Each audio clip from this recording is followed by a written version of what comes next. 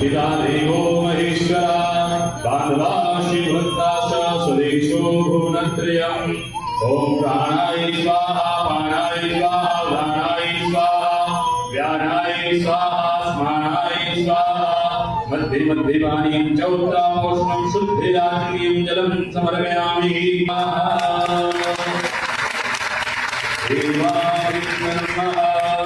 देवाभिवन्दनं स्वात्मा प्रथमं सहपुत्रीं च वीर्यं ब्रह्मचारिणे तृतीयं चन्द्रघण्टेति कुष्माण्डे चतुर्थकं पंचमं स्कन्दमातेति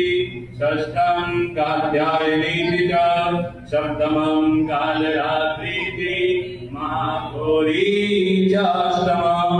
नवमं सिद्धिदात्री च नवदुर्गा प्रकीर्तिता रोगान् शेषान् न पञ्चदुष्टा